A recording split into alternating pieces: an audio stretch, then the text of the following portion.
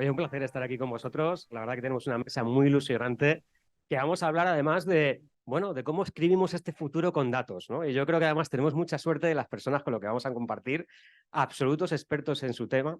Y os voy a proponer algo totalmente distinto, porque lo hemos estructurado en 3 bloques, lo hemos estado hablando y en vez de esperar a las preguntas del final, lo que vamos a hacer es para buscar este ambiente de interacción como tenéis ahora y aprovechar también la parte de los juegos, vamos a que vosotros si tenéis alguna pregunta, alguna duda en algún momento, pues bueno, lo dejamos abierto, ¿no? Para que ellos también pues, puedan interlocutar, ¿no? Que además lo bonito no es que sea unidireccional, sino bidireccional, ¿no? Que nos empapemos unos de otros. Así que, fenomenal. Estupendo. También os invitamos, cualquier pregunta, más el equipo me lo puede pasar y lo podemos hacer exactamente en ese mismo bloque. Y bueno, vamos a empezar con las presentaciones. La primera, pues en este caso para Irene Serrano. Irene, es un placer tener. Ella es partner de VIP. Es una persona que además hemos trabajado conjuntos durante muchísimo tiempo. Una auténtica profesional, experta además en el mundo de data, que lleva ya involucrada durante más de 10 años. Y bueno, la verdad que un privilegio tenerla aquí con nosotros. Gracias, Ángel, y muchas gracias a todos. Muy bien, coge el sitio, te sientas cómoda. Voy a sentar aquí. Bueno, Javier Recuenco con nosotros, le conocéis de sobra, habéis tenido antes la ponencia. Javier, es un placer que estés también con nosotros. Sabéis que él es CSO, en este caso en Singular Solving. Y bueno, un placer tenerte aquí, que te incorpores también a esta pequeña charla. Bueno, por la parte de Sanitas, la que habéis de estar con él hace un momentito, tenemos en este caso a Tomás Tenor, para que pueda estar con nosotros. Es el responsable, el director de la parte de Data y Analytics. Y bueno, pues un placer tenerte con nosotros. Gracias, gracias Ángel, gracias a todos. Y bueno, y para finalizar, tenemos a Javier Monjas. Javier Monjas también hemos coincidido muchísimo tiempo, hemos participado en un montón también de mesas redondas. Es un placer tenerte aquí, como siempre. Y él, especialista además en el mundo de inteligencia artificial, tiene un conocimiento muy específico, sobre todo también en la parte de desarrollo, y yo creo que es una, bueno, ponente muy interesante para que te lo contéis también en estas nuevas tendencias y habilidades que van hacia el futuro. Muchas gracias.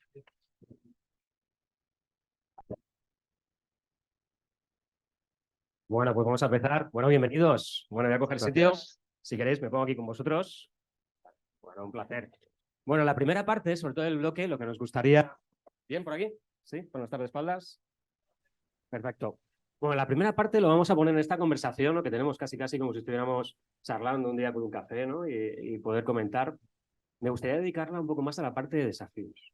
Estos desafíos que muchas veces, tanto las personas que estamos, tanto los compañeros que pueden estar empezando, o los desafíos que también las grandes organizaciones tienen en el momento en el que van a comenzar a trabajar con datos. Digo con datos, como puede ser prácticamente todos estos modelos de transformación, que es lo que hacemos realmente en nuestras compañías. Y aquí en este aspecto, pues la primera pregunta, y aprovechar que estás aquí, Javier, la primera sería, ¿qué tipo de desafíos consideras que a día de hoy nos encontramos en la organización? ¿Cuál piensas que son aquellos que hay que tener más en cuenta, ¿no? A la hora de empezar un proceso de transformación aplicado a datos con todo lo que conlleva, ¿no? Dentro de una organización.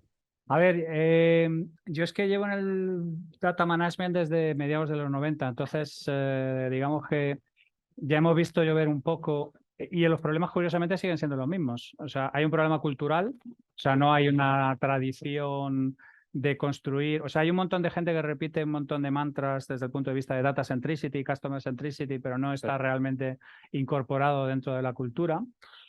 Luego hay otro problema que es la identificación de los datos necesarios para resolver un problema, porque muchas veces lo que hacemos es que intentamos resolver los problemas con los datos que tenemos. Y la naturaleza de los problemas, un problema requiere de un conjunto de datos, te pongas como te pongas. Si no tienes los datos que necesitas, da exactamente igual el resto de los petabytes que tengas y cosas por el estilo. No puedes sacudir eso lo que quieras, que no vas a solucionar realmente la problemática.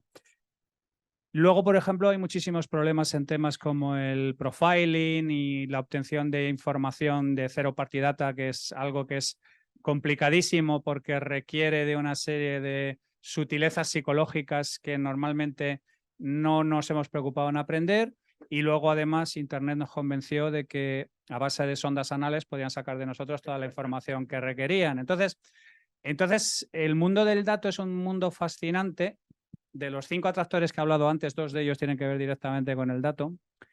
y creo que todavía tiene enormes desafíos, tanto culturales como desde el punto de vista de obtener datos correctos para solventar los problemas necesarios. O sea, a lo mejor tenemos petabytes de información, pero no es la información que necesitamos. Y caemos rápidamente en la falacia de McNamara de si un dato no es fácil de conseguir, debe ser porque no es relevante. Y a partir de ahí, pues viene todo en cascada. Muchas gracias, Javier. Yo, la verdad que me parece súper interesante lo que estás comentando. Yo creo que muchas veces no somos conscientes de todo aquello que dentro de una organización desconocemos, ¿no? Porque es cierto que sí sabemos aquello que tenemos cerca, sabemos cómo podemos aplicarlo. Prácticamente utilizamos siempre las mismas reglas en toda la organización. Con los mismos datos tratamos de solucionar problemas diferentes. ¿Por qué? Porque como conocemos este conjunto de información, lo aplicamos, ¿no? De manera consecutiva y una y otra vez. Y a lo mejor lo que se necesita es pensar algo diferente, ¿no? Muchas veces, ¿no? Y luego, como tú bien dices, es cómo conseguimos información relevante distinta para incorporar dentro de estos juegos de datos. Que ahí está la dificultad, ¿no? Muchas veces, ¿no? Y yo creo que ahí es otra de los grandes problemas que nos encontramos. Me ha encantado lo que has dicho, además que has empezado diciéndolo que muchas veces el desafío que tenemos es cultural, de nuestras propias tendencias, ¿no? Que tenemos a veces, ¿no? Por favor, Irene, Sí. con total libertad. Es que por favor. justamente en esto. Sí, ya. No, yo quería añadir una anotación justamente en el hecho de la parte del cambio cultural y del cambio de paradigma que se produce cuando se empieza a convertir una compañía o se intenta orientar hacia el consumo de datos. Y una temática bastante común que me encuentro en muchos de los clientes, creo que no se está oyendo por el ¿no? Pero bueno, da igual, es por dónde empezar. Porque luego vienen todos estos retos, ¿no? Pero muchas compañías al final, ¿por dónde empiezo y cómo consigo los primeros quick wins que me consigan a la gente que está detrás del proyecto estratégico de darle vida al dato y ponerlo en valor? Necesita esos quick wins en las empresas, porque si no al final parecen proyectos gigantescos que requieren mucho presupuesto, muchas personas, pero que ¿cuándo voy a ver algo, no? Entonces yo creo que el momento de la planificación, de hacer un buen plan de arranque, ¿no? De marcar unos buenos objetivos aliados con las áreas que van a explotar y esos quick wins. Y alineando esas expectativas, ¿no? Que muchas Claro. veces cuando iniciamos este proceso de la formación, lo que tenemos y lo que pensamos son proyectos tremendamente grandes, con muchas dificultades. Convencemos a muchas áreas de que inicien este camino con nosotros. Muchas veces comentamos la parte final de la película con todo lo que van a tener prácticamente en el último momento, pero se nos ha olvidado darles todo el recorrido, explicarle todos los procesos intermedios que va a conllevar, todas las transformaciones que van a tener que hacer sus equipos, todas las dificultades que nos vamos a encontrar. Y claro, pues muchas veces cuando tienes ese reto, pues tienes muchas dificultades porque no ves el final de la montaña, ¿no? Vas escalando poquito a poco, pero bueno, ves la cima y la ves súper lejos, ¿no? Eso es. Bueno, en este caso, Tomás, pocos proyectos de transformación nos estamos encontrando en el mundo de datos como el de Sanitas. Sí, yo creo que un poco en la línea también que lo que decía Javier. Yo os pongo un poquito, para que conozcáis un poco en Sanitas, ¿no? Yo estoy en un área, es un área de transformación, ¿no? Nos dedicamos a apoyar nuestros negocios, que tenemos un negocio asegurador, clínicas dentales, tenemos nuestros propios hospitales, residencias mayores. Nos apoyamos en todo lo relacionado con datos, inteligencia artificial y analítica. Entonces, estas personas, estos negocios son mis clientes, son para los que yo trabajo, ¿no? Y en última instancia al cliente de Sanitas, ¿no? Pero en el día a día con estos clientes. Entonces, el primer reto que tenemos es alinear a todo el mundo. Ese es el primer reto. Y os digo una cosa, o sea, aportar valor con datos es dificilísimo.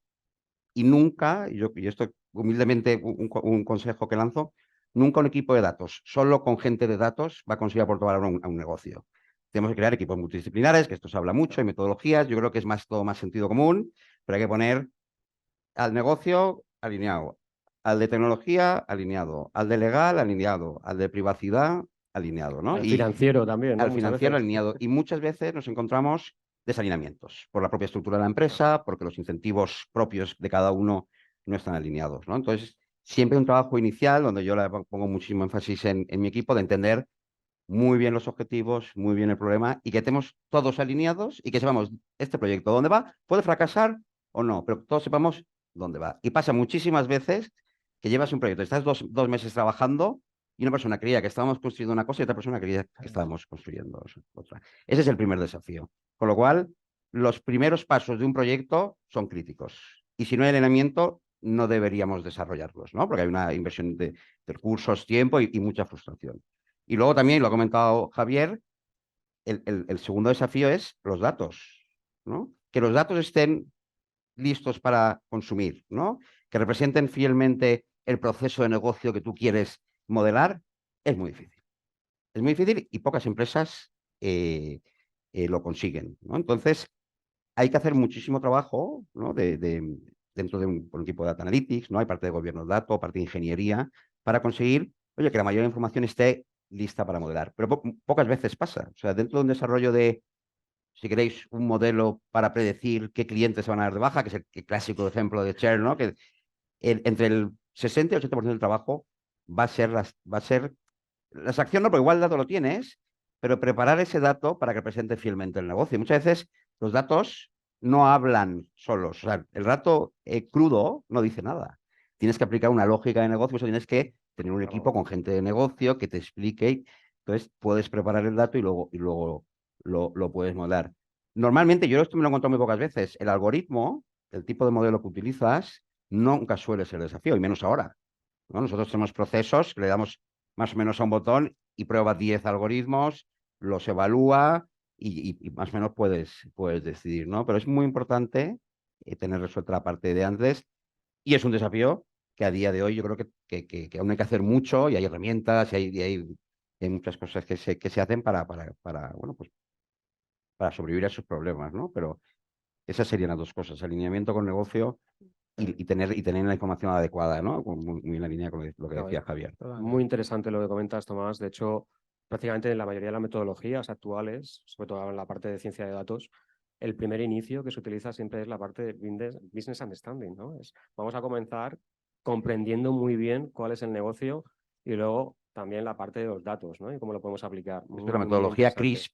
Exactamente, justamente. No, que yo no soy muy de metodología, yo soy más de sentido exacto. común, pero esas las saco mucho porque la primera fase está clara y no pasamos a la segunda si no hay business understanding. Y a veces hay parálisis por análisis, pero en esa parte a mí me da igual.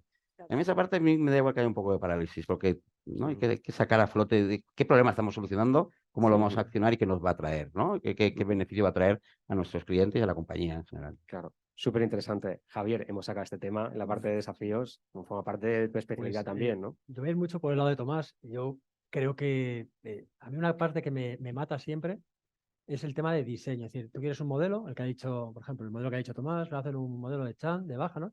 Y tienes unos objetivos, ¿no? Y las personas piensan que saben lo que es, por ejemplo, darse de baja, pues, un empleado, ¿no? O darse de baja a un cliente, ¿no? Oye, pero ¿qué pasa que es un cliente? Ya es una palabra que puede ser muy gorda, ¿no? Es decir, persona física, persona jurídica.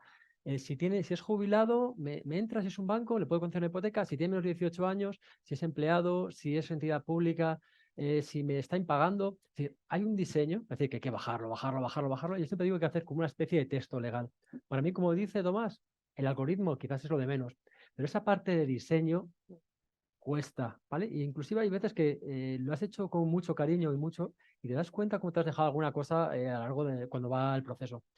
Yo creo que un proceso de analítica, cuando tiene éxito, es cuando ya de principio empieza a tener esas bases, ¿vale? Esas bases de estructura, de análisis, de dirigirlo. Yo siempre digo que es como un texto legal. O sea, al final la definición del modelo tiene que ser algo claro, algo que pueda hasta incluso hasta programarse, es decir, que y si no, no lo es, ¿vale? Y para mí es un desafío que cuando escuchas hablar de todo, la inteligencia generativa va a venir aquí a ayudarnos en muchísimas cosas, pero ese problema concreto no va a saber, no tiene el contexto. Yo creo que el reto que tienen las empresas a día de hoy es poder meter el contexto dentro de la analítica. Y ese es el verdadero reto que tiene.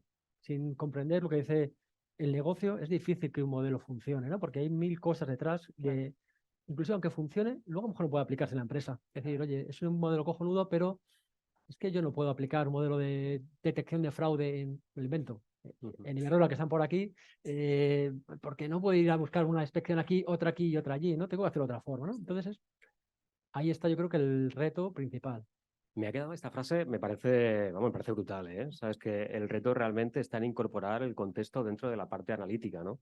Yo creo que, bueno, es una pequeña píldora, ¿no? De conocimiento, como otras que hemos venido también, ¿no? Escuchando. Sí, los datos no hacen magia. Es una cosa que, perdóname que a veces me enfado con estos temas. Yo llevo también, no tanto como Javier, pues llevo más de unos 18 años dedicado al mundo de datos en muchas empresas, ¿no? Y se nos ha vendido con este hype y estos cantos de sirena que el dato en sí mismo es algo. El dato no vale nada, sin contexto, sin un objetivo que persigue. El dato tiene que estar a la disposición de los objetivos del negocio, de la estrategia de la compañía, a la disposición de la propuesta de valor de los clientes, ¿no? Y es difícil. Nosotros hicimos el primer mapa contextual acompañando un modelo de datos del 2003-2004 para un tema de industria hotelera y nos fue absolutamente imposible hacer permear la idea de que no era lo mismo un cliente cuando venía de lunes a viernes para trabajar en un hotel de negocios a cuando venía con el fin de semana para una escapada romántica, a cuando iba con niños, a cuando iba... Estaban almacenados todos en la misma base de datos y eran comportamientos completamente diferentes y eran personas completamente diferentes. O sea, la captura de datos real time para gestión de contextos y cosas por el estilo es una de las grandes cosas no superadas y no identificadas, porque nosotros pensamos que los datos están, los baja Moisés del Monte Ararat, grabados en piedra, y ahí está. O sea, este tipo de cosas del dato vivo y del dato, digamos, de alguna manera que tiene su propio ciclo de vida y es instantáneo, eso es una cosa todavía, ya no por superar, por abordar. Total. Y hay una oportunidad muy grande. Vosotros que estáis aquí, Sí, tenéis sí. que ser parte también de eso, ¿no? De llegar a ese punto, ¿no? Y es una ventaja competitiva para una empresa, tener los datos, ¿no? Todos automatizados, con calidad, aunque nunca va a ser perfecto, ¿no? Pero que eso pase, ahí hay muchas oportunidades Sí. bueno, para vosotros, para empresas, para ideas, ¿no? Yo creo que es muy importante, Tomás, en la línea de lo que has dicho, desarrollar los skills que te van a permitir, además de la componente técnica, que seas ese translator, como también le llamo yo, que añade mucho valor, ¿no? Que tiene el conocimiento técnico, pero que cuando se sienta en una mesa con gente de negocio, deja sus tecnicismos, se pone en sus pies y es capaz de entender ese problema y luego, como tiene su background técnico, es capaz de llevarlo a modelar y todo eso. Entonces, esos skills combinados también, o sea, en la línea de hacia dónde ir, creo que ahí donde está el éxito. En los equipos en los que existen esos perfiles, se ve sean rápidamente capaces de que se avanza. traducir. Sí, ¿no? Que somos mayores. Y esos perfiles no hay muchos, Muchos. ¿no? Yo me he encontrado mucha gente que Preciados. yo de negocio no quiero hablar, no Eso. quiero, ¿no? Y es lo que se necesita. Lo de Business Trade Director se lo inventó McKinsey, también porque Por tenía eso, ellos por unos eso. intereses, Sí. pero no iban Pero que aplica muy bien, o sea, al desencaminados. final no dejan de ser esas Sí, figuras que hacen acelerar un poco que todo sí, fluya. que no quiere decir que no seas un perfil técnico y No, no. programes, No, claro. sino necesitas ese conocimiento, oye, cuál es el modelo de negocio de la empresa, cuáles son las palancas, cuál es la cuenta de resultados, por dónde entra el dinero, por dónde sale, Claro. cuáles son los procesos, ¿no? Sin tampoco tener súper experto, pero tener ese un poco en la cabeza, ese mapa de cómo funciona la empresa, te va a ayudar mucho a diseñar luego el caso de uso, a desarrollarlo y a programarlo. Si empiezas por lo técnico, te la vas a pegar. Te digo lo que me la ha pegado yo Sí. así de veces. Yo he hecho yo soy técnico también académicamente, de background, y yo desarrollo muchas cosas que están en un cajón cogiendo polvo. Bueno, la mesa ya se ha tirado, la que es del cajón ya se ha tirado, imagínate, ¿no? Entonces, al final, a base de tortas, pues Claro. vas encontrando ese patrón, ¿no? De qué importante es tener estos dos mundos. Sí, y luego Javier. yo creo que también es importante que cada empresa es algo aparte, ¿no? Es decir, que no hay mantras, es decir, lo del Agile, ¿no? Joder, pues a lo mejor está muy bien, a lo mejor no. En la gobernanza del dato, ¿no? Pues a lo mejor es una necesidad crítica o a lo mejor hay que hacerlo un poco más Liviano. fluida, ¿no? Porque te vuelves loco, ¿no? A veces hay parálisis por decir, voy a tener todos los datos mejores hasta que no tenga todas las fuentes de datos, no empiezo. Quizás error. Es decir, que voy a utilizar la última técnica. Yo me acuerdo un jefe que tenía que me decía, tienes que resolver esto con una red neuronal. Y decía, ¿what? ¿Por qué? O sea, ¿qué más da? O sea, entonces es importante que yo creo que cada empresa y cada sitio tiene su verdadero contexto, ¿no? Y eso es un punto relevante. Bueno, la verdad que me parece una conversación súper interesante. Además, hemos conseguido esa interlocución, ¿no? Que buscábamos muchas veces, ¿no? Y yo creo que vamos a abrir en este primer bloque un momento para las preguntas. En esta parte de desafíos, ¿tenéis alguna consulta? Aprovechar que estamos aquí. Por favor, adelante.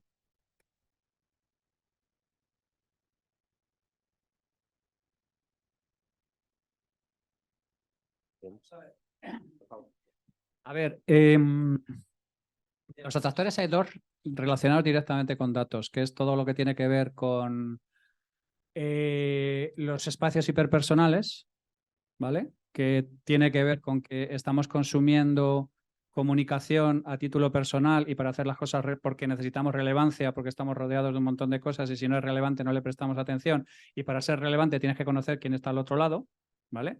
Y por eso la televisión se ha ido al video on demand, por eso la radio se ha ido al podcast, por eso todo este tipo de cosas.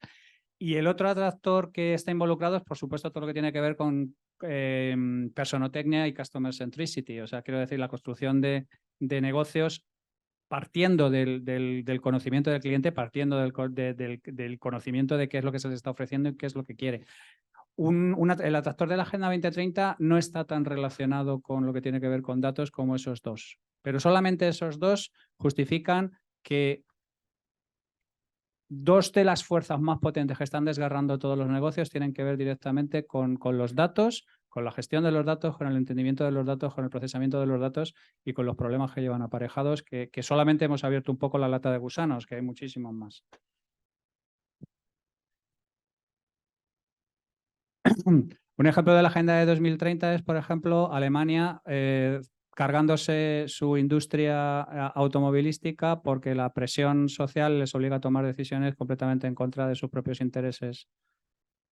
O sea, hay una concienciación que viene desde niños hasta adultos de que nos estamos cargando el planeta y se toman un montón de decisiones en base a ellos.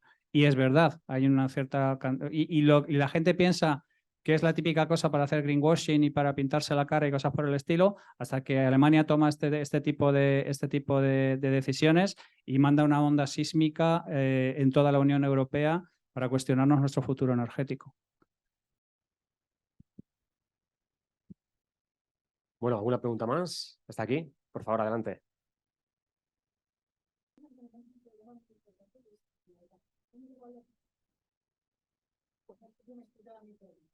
Yo tengo, ¿se me oye? Yo creo que se me oye. Sí. Yo lo que he entendido, el proceso inverso, es decir, la gente de negocio que se empieza a convertir hacia esos perfiles técnicos, que por supuesto, además yo antes cuando hemos hablado de estos perfiles combinados, o sea, el que sabe de negocio sabe de negocio y el que sabe de tecnología sabe de tecnología, o sea, que no estamos pretendiendo, pero efectivamente hay muchos perfiles de negocio porque llevan mucho tiempo, porque eso requiere tiempo y son perfiles que se pueden convertir y la edad pues no debería ser un inconveniente desde mi punto de vista. Claro. Yo creo que con las dificultades que tenemos tanto las empresas como las consultoras como la mía, que estamos pues eso, reclutando gente para poder resolver este tipo de retos, valoramos muy positivamente la gente que tiene esos dos skills. Yo particularmente, en mi experiencia, te puedo garantizar que entrevistamos a todo el mundo con diferentes edades y demás. Es verdad que, bueno, pues seguramente a lo mejor en la experiencia de determinadas personas no lo ha vivido, igual que como mujer has podido vivir o no vivir los tópicos que se hablan. Yo desde luego creo que es un error de merecer ese talento y ese conocimiento. Ahora, claro. O sea, pero de base, o sea, de plano. O sea, lo importante es la valía y lo que puedes aportar. Claro. Yo, vamos. Claro.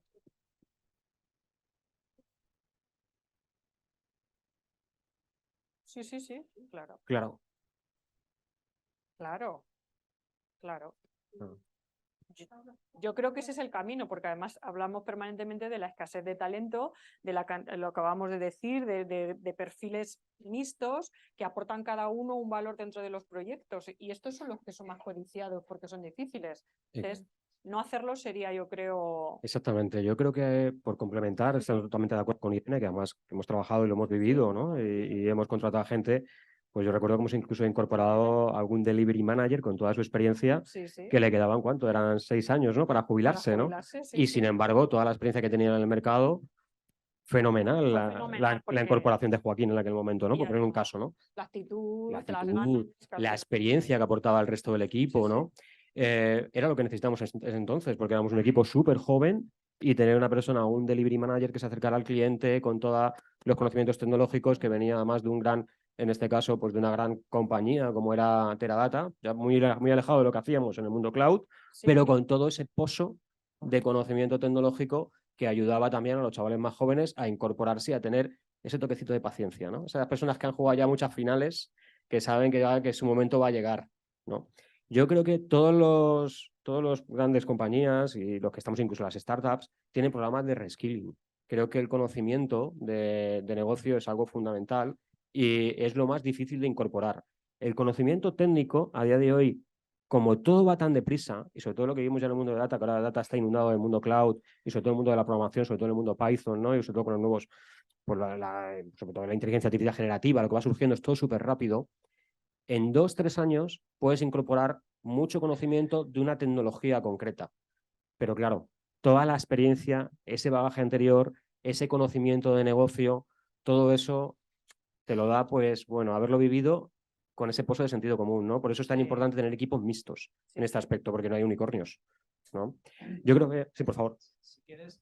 Mira, te voy a comentar un pequeño ejemplo. Nosotros estamos montando una compañía para temas de resolución de problemas complejos en entornos de colaboración público-privada, ¿vale?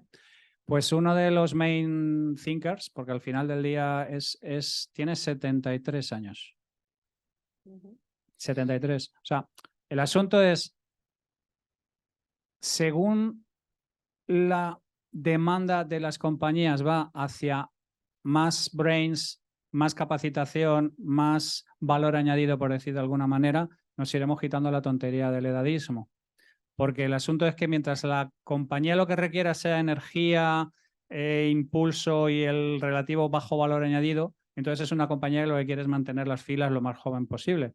Pero hay determinados accesos de nivel. De hecho, por ejemplo, la consultoría estratégica, no miro a nadie ni digo nada ni nada por el estilo, cuando empieza son señores requete jubilados, la gente de Arzú de Lidl, que con menos de 60 años no podías ejercer la consultoría. Y hemos terminado en un entorno en el que al final del día hay gente que todavía no se le ha secado la tinta del título y ya está haciendo consultoría. Entonces, yo creo que es un problema también de las propuestas de valor y de que en un momento dado hemos perdido el tren de entender lo importantísimo que es este tipo de gente para precisamente los desafíos más complicados. Bueno, yo creo que como cuestión, y aprovechando, y lo hablo también, ¿no? Directamente, ¿no? Para que podáis contestar de manera libre, así en modo conversacional. Toda la narrativa que solemos tener en las compañías, cuando trabajamos con datos, muchas veces los tipos de perfiles que estamos allí, muchas veces somos muy buenos programando, lo hacemos fenomenal, navegamos, ¿no? En ese conjunto de datos, hacemos un algoritmo perfecto, maravilloso, esa red neuronal, la pulimos perfecto y luego a la hora de explicarlo, ahí no se nos da tan bien. Incluso a veces explicamos el cómo, no lo que hace, ¿no? Que hecho eso está así, así, así, sin saber aplicarlo al negocio. ¿Cómo recomendaríais vosotros? ¿Qué tipo de skills? ¿Cómo veis ese tipo de perfiles? ¿Y cómo pensáis que podemos aportar valor para seguir creciendo, ¿no? Yo también el primero que muchas veces me he visto, ¿no? En estas situaciones. Y ahí os dejo. Por favor. Pues a ver, yo creo que el cómo, yo no sé si me... Sí, ¿no? Vale. No es fácil, pero Tomás antes lo ha apuntado muy bien, yo creo. Al final se trata de tener esos equipos mixtos, ¿no? Yo creo que al final los equipos, el pasar tiempo, la gente técnica, pasar tiempo, estar desde el principio del proyecto, no solamente que se les involucre puntualmente, o si es un área de negocio la que tienes que entender, o sea, que el proyecto sea conjunto, porque cuando es un proyecto de tecnología, el negocio puntualmente aparece y desaparece, aparece, hace el envisioning, luego ya no aparece hasta el final, evalúa, hacer pruebas. Yo creo que la clave está un poco en crear o aprender a trabajar de manera pues más con esa filosofía de equipos conjuntos. Yo creo que has dado muy bien la paleta. Y no es una skill fácil, ¿eh? No. Enfrentarte a claro. otros perfiles, con otros objetivos, con otras agendas, con tiempo reducido muchas veces. Pues, bueno, soft skills en general. Y yo creo que una alta capacidad de escucha, porque normalmente tendemos a pensar que, claro, como sabemos tanto de programación, somos los que vamos a resolver el problema. Y, hombre, pues el de negocio es un poco paquetillo técnicamente, pero yo creo que ahí hay un problema. O sea, tenemos que aprender a valorar que, como decía Tomás, es que es la clave. Si no somos capaces de comprender bien el problema de nuestro usuario, que es esta señora, que tiene, es que hay que aprender a comprenderla técnicamente, y valorar su conocimiento es una clave para empezar a crear un tándem. A lo mejor es difícil llegar a un punto en el que los dos perfiles, pero yo he estado en alguna compañía en la que han hecho tándem y esa explicación no la ha hecho ni el técnico ni el de negocio, sino que se han hecho peers y han sido capaces de contar la historia juntos. Y eso hay que aprender a hacerlo y no es fácil, pero yo creo que tener un toque de humildad en el sentido de, oye, necesito entenderte para resolver mi problema, e igualmente es recíproco, ¿no? Pero creo que por ahí van los tiros. Muy interesante, ¿no? Lo que comentas, desde luego. Yo creo que es una de las claves también, ¿no? Tener esa capacidad de poder tener ese grado de generosidad, de saber escuchar, de saber incorporar el talento del otro y luego a la hora de explicar, porque la narrativa es la narrativa común, ¿no? Que todos podamos poner ese grano de arena, que además permite que los equipos de negocio sientan el producto tecnológico como propio, claro, que también es otra de las claves, ¿no? En este aspecto. Y ellos son owners también, ¿sabes? Pues yo creo que hay... Además hay dos cosas.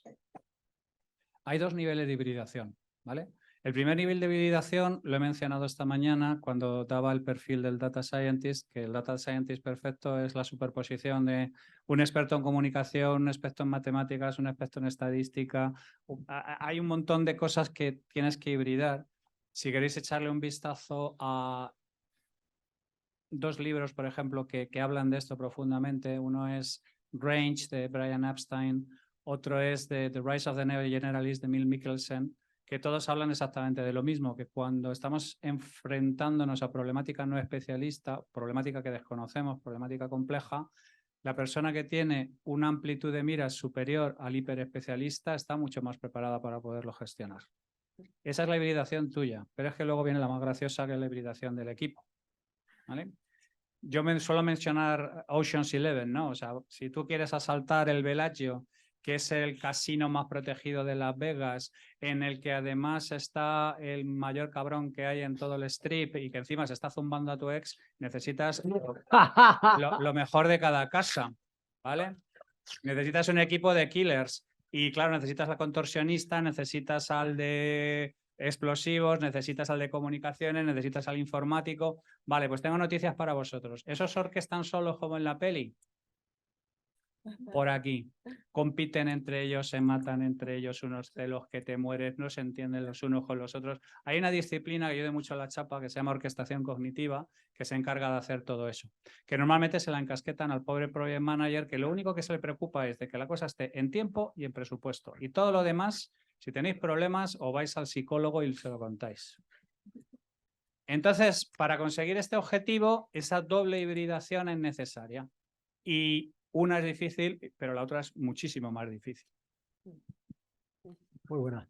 Sí, yo voy a seguir también la línea, estamos súper coordinados, esto no está preparado, ¿eh? Pero por ir un poco a lo que has comentado, Ángel, ¿no? Nos ponemos en la situación, hemos hecho un proyecto, hemos traído los datos, hemos escogido los requisitos, hemos hecho unos análisis preliminares, hemos modelado y hemos tenido suerte y lo hemos puesto en producción, ¿eh? Porque no es fácil lo de poner en producción, ¿eh? Y está funcionando, ¿no? O sea, bueno, perdón, me he adelantado. Antes de ponerlo en producción, tenemos que presentarlo, ¿no? Y hablábamos de narrativas. Pues ese es el primer error. O sea, nunca hagáis un proyecto en el que coges los requisitos, te vas y vuelves 2 meses después y lo cuentas, te la vas a dar. Puedes hacer storytelling del mejor de la clase. Las visualizaciones puedes poner 50 a kilo cada una ahí en la presentación, una detrás de otra. No, eso no va, nunca va a funcionar, ¿no? Entonces, aquí el consejo es, y va en línea de esto, es un grupo de trabajo, tiene que haber entregables intermedios, lo vamos contando, vamos validando.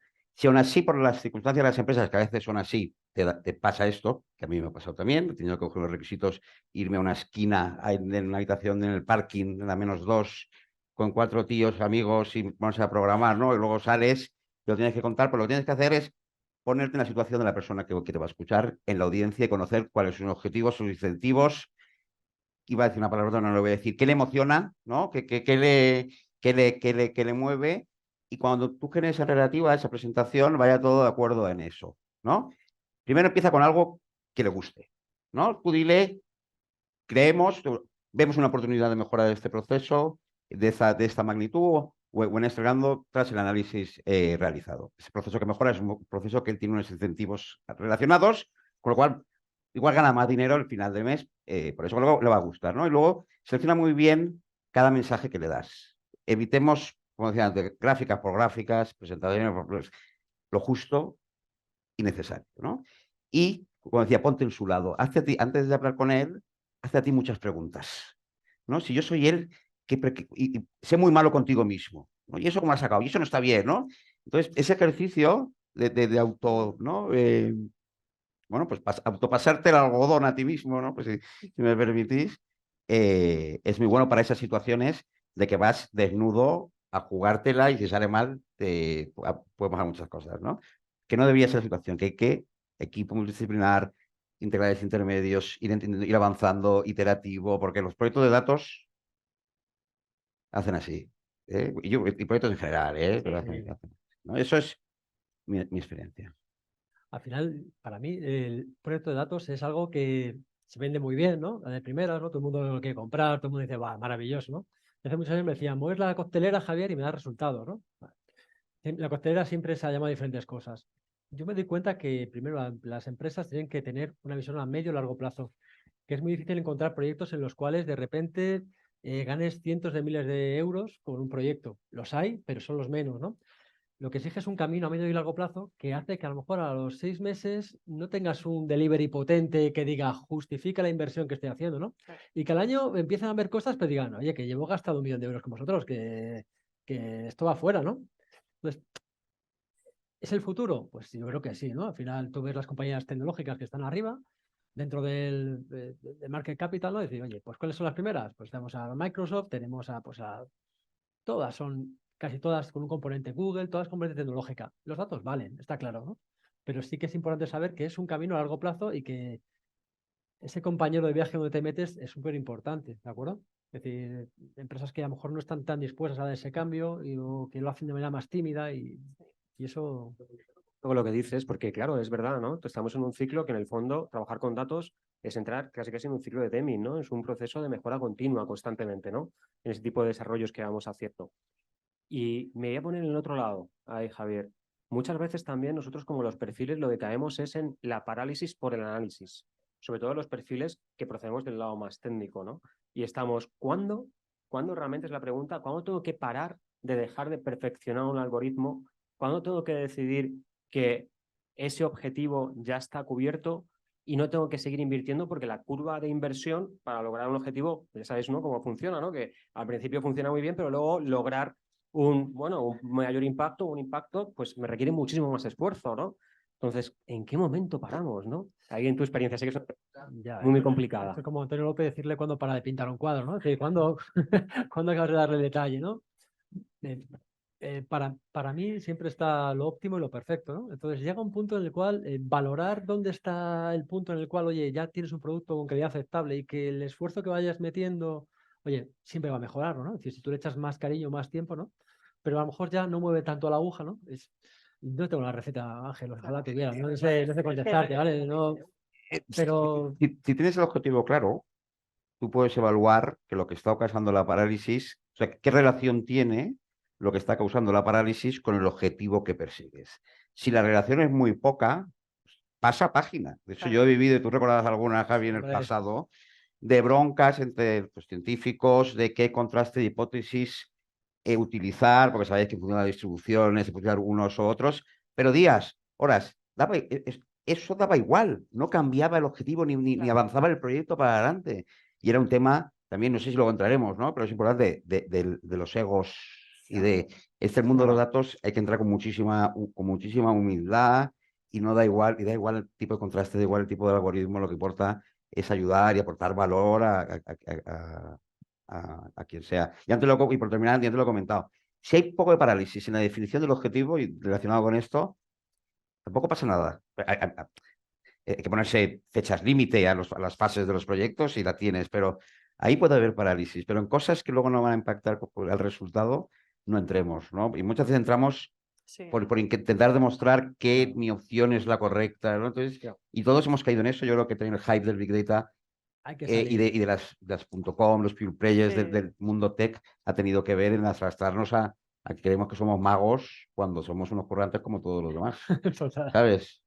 Pero eso es mejora, sácalo y luego ya lo irás mejorando, lo irás evolucionando. Es decir, si es que al final va a tener que coger tracción solo, ¿no? Sí. Y no pienses que de repente vas a cambiar todo, o a lo mejor, pero coño, si ya has cambiado tu forma de trabajar, ya es un punto muy fuerte, ¿no? Sí, sí. Si ya has construido un nuevo pilar donde construir, o sea, ya es la bomba, ¿no? Entonces, pero sí que, si piensas que solamente es el primer esfuerzo, va a ir todo otra vez a volver al mismo sitio, ¿vale? Entonces, lo que falta es tener esa visión a medio y largo plazo. Yo sobre esto hay dos cosas que me gustaría reflexionar al hilo de lo que habéis comentado y lo que ha comentado Tomás. La primera es que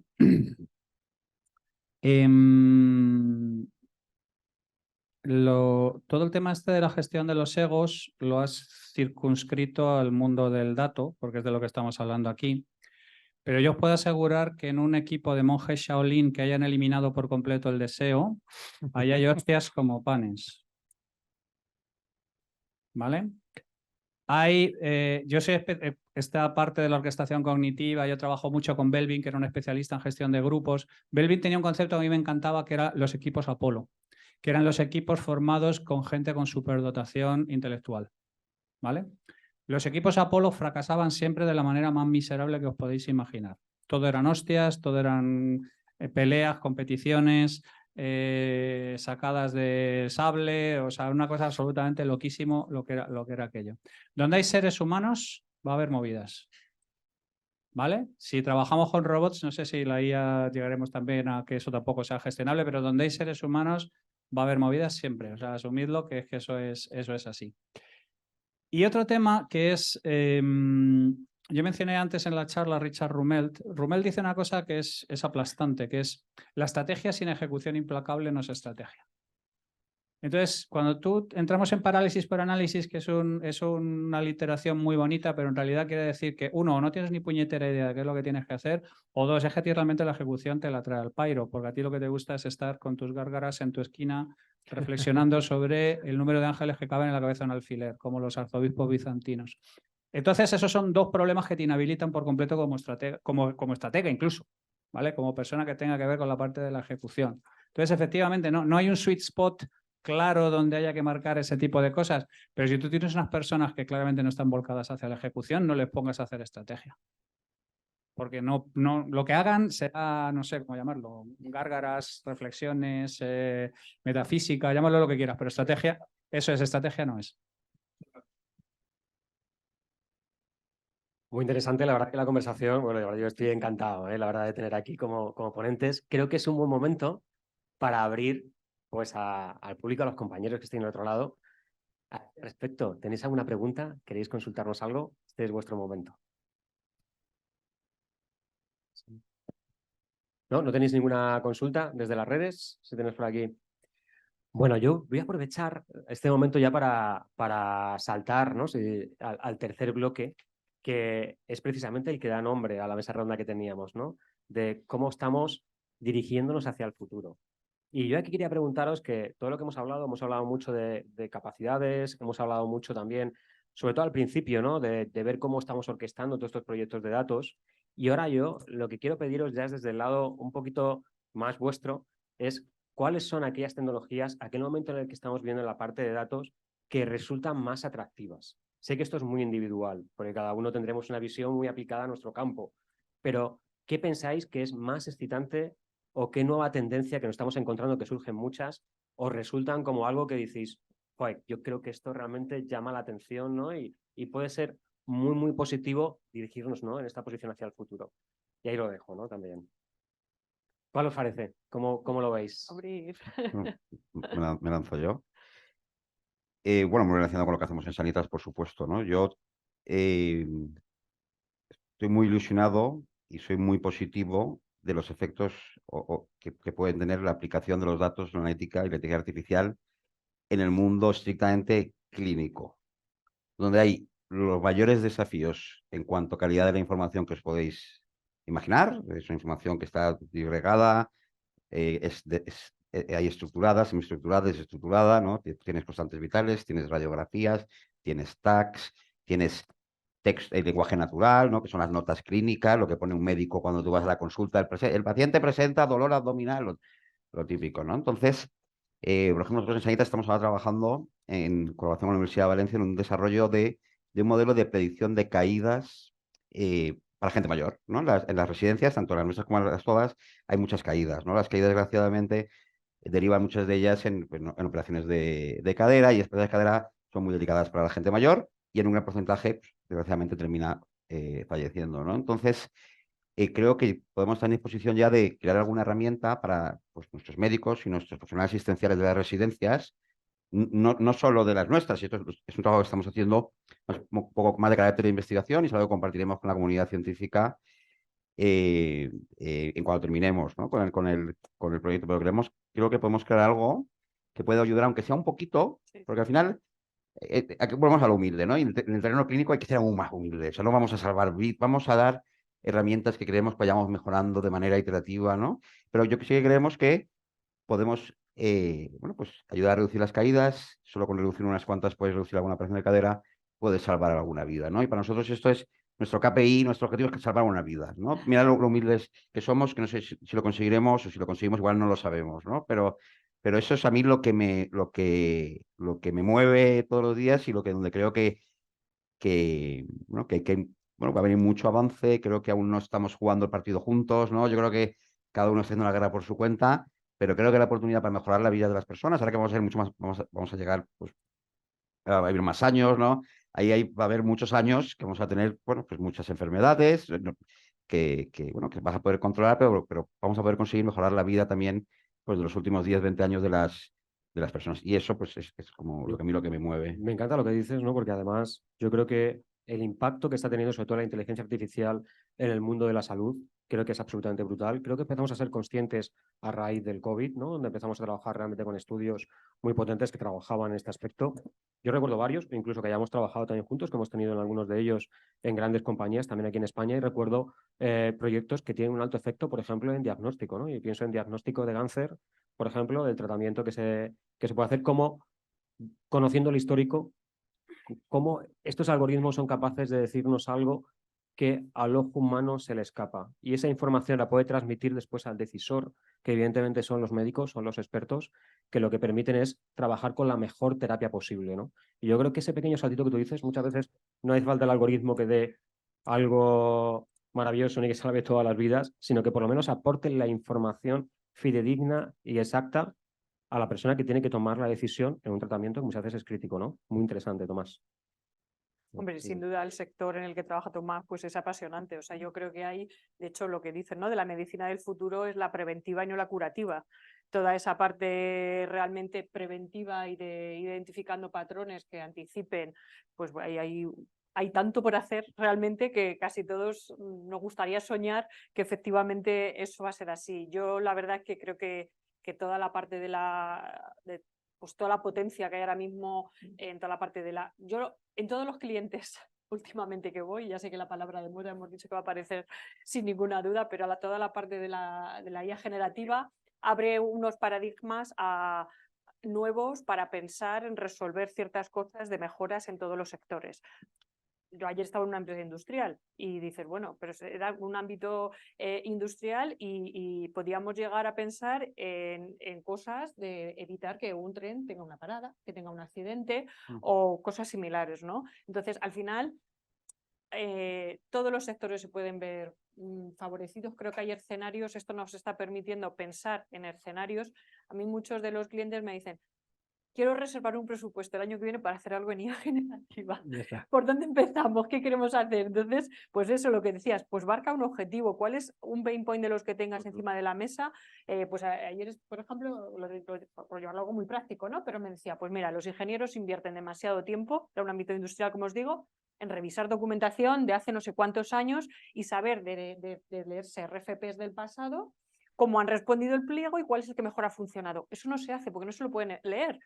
¿Somos capaces de decirle para una tipología concreta de una propuesta que van a responder, analizando todas las que en los últimos 15 años se han respondido, cuál es la que mejor ha funcionado y dar unas recomendaciones? Porque lo que vamos a hacer es dar soporte al profesional que en definitiva va a redactar su pliego y va a presentar su propuesta, pues se le va a dar ese soporte. Y yo decía, pues mira, eso es un buen proyecto para empezar. O sea, es empezar a soñar y a empezar a pensar en escenarios que tengan eficiencias. Voy a poner una consulta que yo creo que este tema es súper interesante.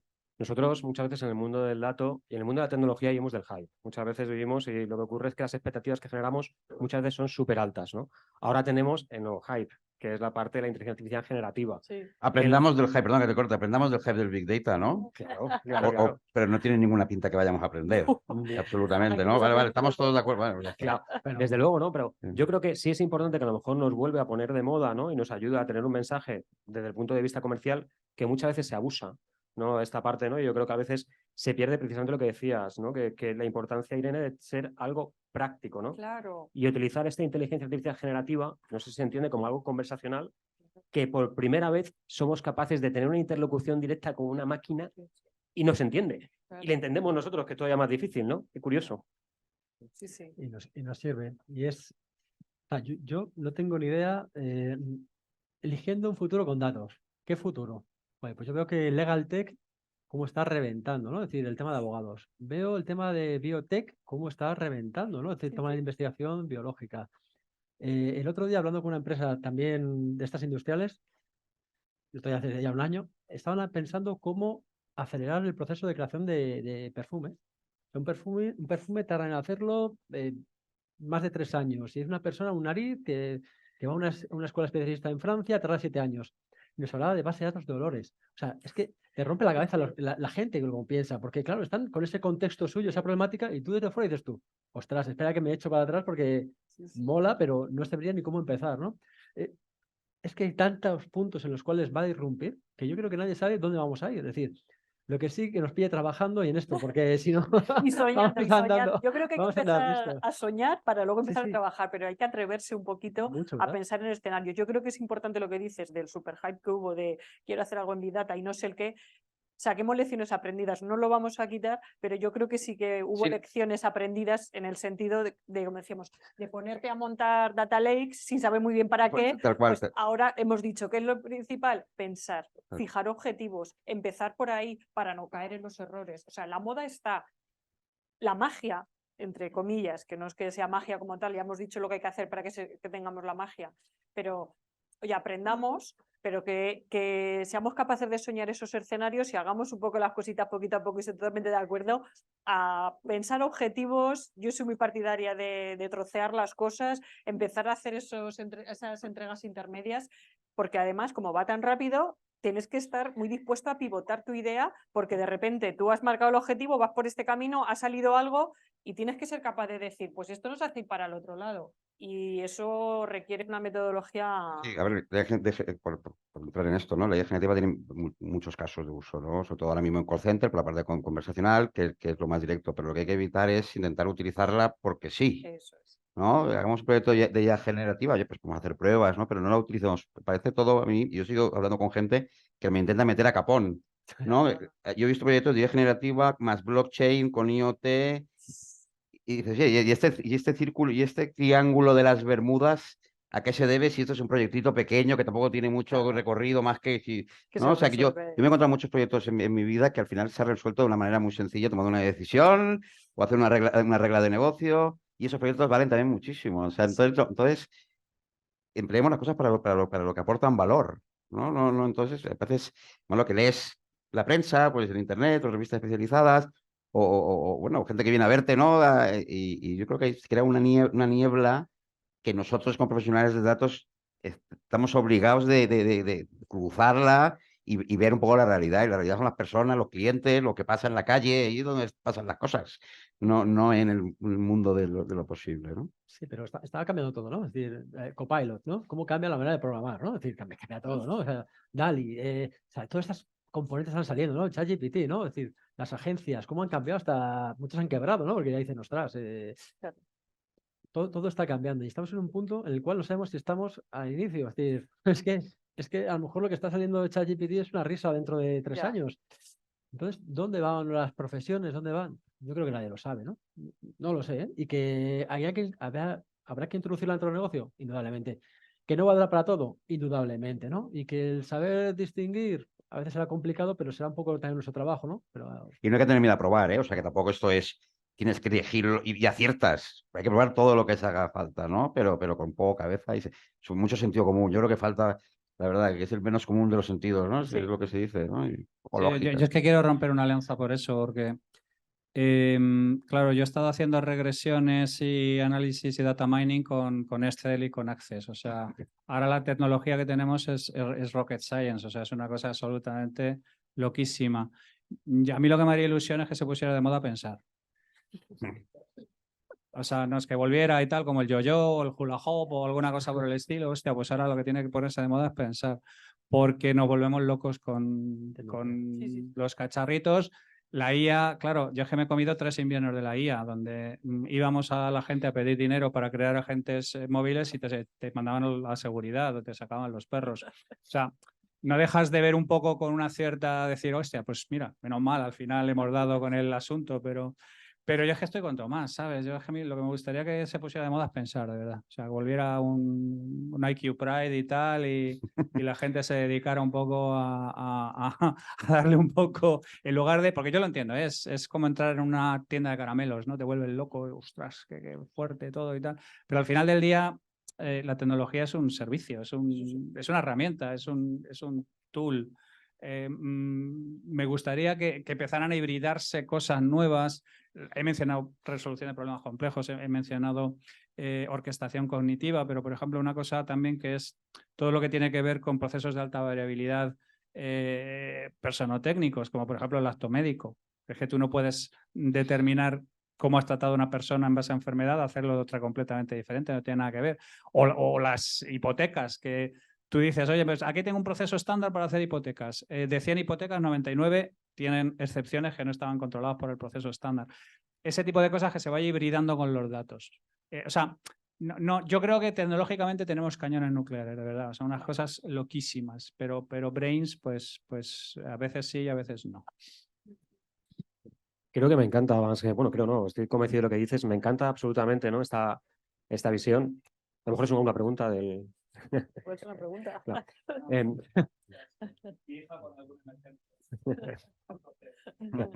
Yo creo que esto que venías comentando, es verdad que tenemos tanto producto tecnológico a día de hoy, tenemos tanta capacidad, ¿no? En este aspecto que muchas veces nos dejamos llevar por ellos, ¿no? Y yo siempre hago una reflexión que es muy interesante, ¿no? La capacidad de cómputo que tenemos a día de hoy, capacidad de cómputo para poder comprar, está por $1.000, ¿no? O por 1.000 euros, es absolutamente brutal, ¿no? Y tiene una capacidad de poder hacer cosas increíbles. Y yo siempre me vengo un poco hacia atrás y pienso, ¿no? Y pongo el ejemplo de lo que era el Block 2, que era el ordenador de a bordo, en este caso, del Apolo 11, ¿no? Que cuando mandamos a la Luna en el 69. Menos tenía 8K, ¿no? Y esos tíos, bueno, yo por comprobarlo, revisaba y creo que era equivalente a lo que tenía a día de hoy mi microondas. Esos tíos fueron capaces de subirse en un microondas, ¿no? Con esa capacidad de computación, y su navegador lo llevó a la Luna. Y yo tengo aquí, pues esto, que es, ¿cuánto? 30.000, 50.000 veces con mayor capacidad, y no soy capaz de llegar allí, ¿no? Ahí demuestra la capacidad y el talento de las personas que están, ¿no? Yo creo que es la clave. Y ahí os dejo la siguiente pregunta, ya para cerrar ahí también este último bloque, ¿no? Vosotros sois expertos en vuestro campo, posiblemente de los más expertos, ¿no? A nivel nacional también, y destacáis. ¿Qué consideráis que es el talento que os has hecho, no sé, más factible en vuestra carrera profesional? ¿Qué recomendaríais, ¿no? En este aspecto a las personas que nos están viendo de, mira, a mí lo que me ha resultado útil realmente en mi día a día ha sido este punto? Ahí os dejo, ¿no? La cuestión, ¿no? Por si os animáis, la lanzo. Por favor. La mía es fácil, es saber gestionar la incompetencia. A ver, vamos a ver. Nuestro cerebro está acostumbrado a premiarnos cuando sabemos lo que estamos haciendo y a castigarnos con cortisol a tope cuando no tenemos ni puta idea de lo que estamos haciendo. Consecuencia, siempre hacemos de lo que estamos cómodos. Jamás salimos a darnos vueltas ni vencemos esto. Entonces, la capacidad de gestionar tu propia incompetencia es un superpoder. O sea, decir, no tengo ni puta idea de esto, pero ni puta idea. Pero me gustaría ver cómo podemos hacer esto, cómo hacer esto sin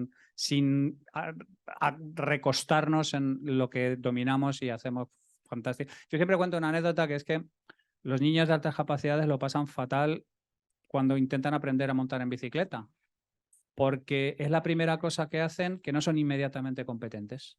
Entonces se suben a la bicicleta, se la meten, se suben a la bicicleta una segunda vez y dicen, ya no me gusta la bicicleta. Y aprenden cuando tienen 9, 10 años. Yo creo que la capacidad de superar y gestionar nuestra propia incompetencia es lo que más me ha ayudado con muchísima diferencia. Sí, bueno, pues da igual. No. Yo, sin ninguna duda, creo que es la capacidad de adaptarte, ¿no? Y de ir buscando lo que te gusta, de no tener miedo, de confiar en ti mismo, que son muchas cosas, pero unirlas al final te van permitiendo, si tú confías en ti mismo, no tienes miedo a las salidas de la zona de confort, porque confías en ti mismo sin ver claro lo que va a pasar, pero tú confías en ti, al final encuentras tu sitio. Y en general yo creo que hay mucha gente muy competente de la que vas aprendiendo mucho. También se aprende como digo yo, desaprender también es bueno, porque ves cosas que dices claramente hacia dónde no quiero ir o lo que no quiero ser, discernir bien esas cosas e ir marcando tu horizonte. Y yo creo que yo he intentado aprender siempre mucho de la gente que está a mi alrededor y ir definiéndome. Así que creo que ese es un poco mi truco. ¿No? Una gran capacidad de adaptación que puedes tener y sobre todo, bueno, salir siempre de fuera de la Siempre. zona de confort, ¿no? No quedarse, que va un poco en línea con lo que decía también Javier, no quedarse en la comodidad de lo que tú ya conoces, sino buscar algo nuevo, porque el mundo es tan cambiante que además te traen nuevas tecnologías, nuevas experiencias, nuevos conocimientos que hay que saber aprovecharlos. Yo siempre digo un concepto que es el dulcidolor. Es decir, normalmente salir de la zona de confort tienes un momento en el que escuece, ¿no? Pero si le encuentras ese dulcidolor, pues al final también puedes caer en ser siempre el culo inquieto, ¿no? Pero se trata de eso. A veces sabes que salir de la zona de confort va a tener un precio para ti, vas a salir y vas a tener que reinventarte o vas a tener que hacer un esfuerzo, pero sabes que hay una recompensa detrás y eso genera cierta adicción.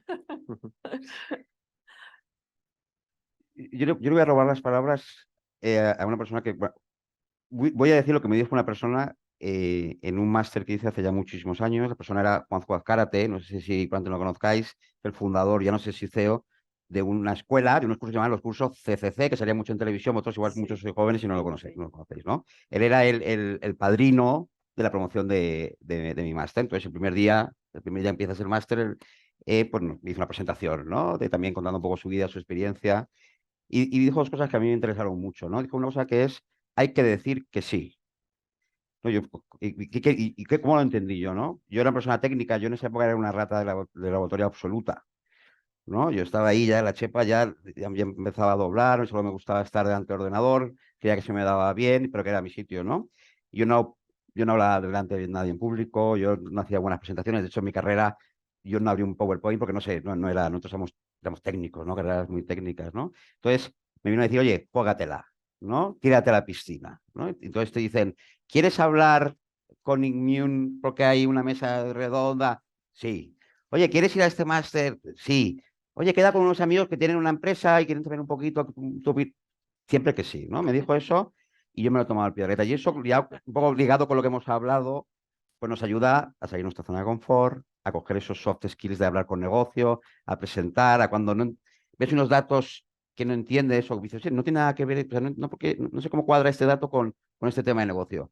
Pues me voy a hablar con un super jefe de negocio, llamo a su puerta, ¿no? Porque sí, ¿no? Y luego la otra dijo es, hay que ser sonopro, ¿no? Que son las siglas de soluciones, no problemas, ¿no? Digo, es una cosa que me ha ayudado mucho, siempre ver el lado bueno de las cosas y siempre buscar las problemas hay todos los días. Yo tengo 17 que me esperan en mi casa ahora cuando vaya para allá. Pero siempre hay que buscar un poco la solución y es lo que te quita un poco también la frustración, ¿no? Entonces, por resumir, hay que decir que sí y hay que ser sonopro, ¿no? Yo creo que son dos habilidades, no sé si término skill se le queda un poco grande, pero son dos cosas que a mí, por lo menos personalmente, me han ayudado en mi carrera. Pues quedo yo, ¿no? Yo la gente que he visto, pues que he dicho, joder, yo cuando tenga más años me gustaría estar con él, ¿no? Es gente que pone ilusión en su trabajo, ¿no? Gente mayor que inclusive le ves y dices tú, ¿y por qué esta persona destaca y no destaca esta otra persona? Que quizás tengas también las capacidades, ¿no? Y siempre ha sido la ilusión. Te das cuenta que la gente puede buscar la ilusión de muchas fuentes, ¿no? La puede buscar porque hace algo que le gusta, porque se le da especialmente bien, porque obtiene un rédito de lo que sea, pero esa parte de ilusión es lo que yo creo que marca, ¿no? Si estás haciendo algo que te aburre profundamente, ¿no? Puedes ser competente, pero no vas a ser... Y al final va a tener el traspiés, ¿no? Entonces yo creo que esa parte de encontrar esa motivación, esa ilusión de hacer algo es crítico. Entonces yo ahí creo que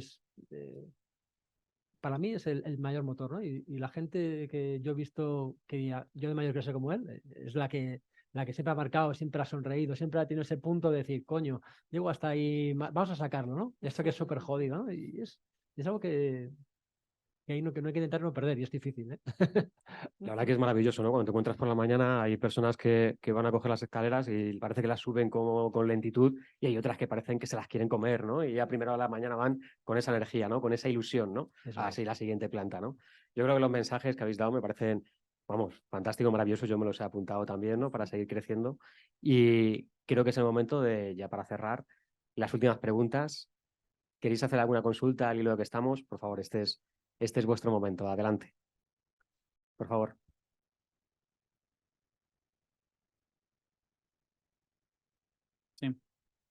Sí, bueno, hibridación, quiero decir, traer en principio disciplinas que no tienen mucho que ver.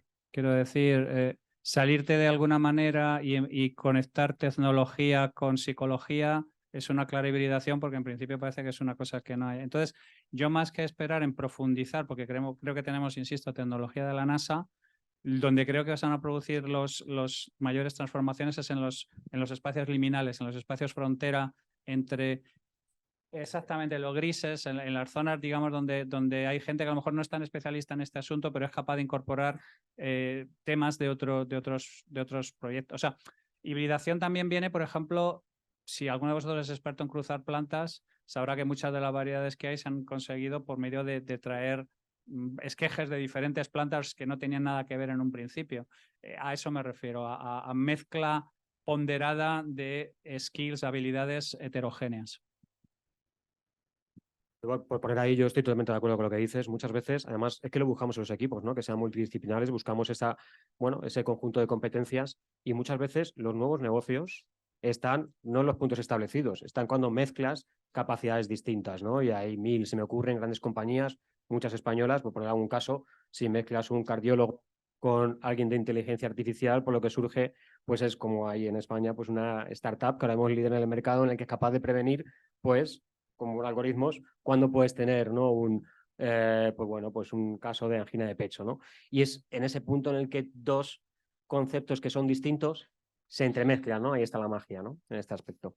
Sí, no sabéis cuántos CEOs de startups han estudiado filosofía, de startups tecnológicas, ¿no? O sea que yo la verdad que no era obvio y porque entienden un poco cómo funciona, o mejor que otros entiendo, la mente del humano, la mente del consumidor, del cliente, del que va a comprar su producto y lo sabe diseñar, ¿no? Y de tal forma que, bueno, que consigue que la startup sea un Te éxito, amplía ¿no? la visión, ¿no? Sí. Y te amplía la visión y te permite, sobre todo, tener una interlocución no desde un punto de vista tan concreto, sino mucho más amplio, ¿no? Yo creo que Mira es el propio súper Steve Jobs, no interesante. sé si habéis visto, bueno, Jobs, película biográfica, ¿no? Steve Jobs, ¿no? claro. ¿Quién era antes de empezar Apple, ¿no?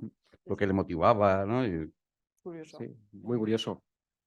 ¿Alguna consulta más? Por favor, adelante. Este es el momento. Bueno, si no tenéis ninguna pregunta, yo creo que es el momento de cerrar la mesa. La verdad que para mí ha sido un momento fantástico, lo he disfrutado, he aprendido muchísimo con vosotros.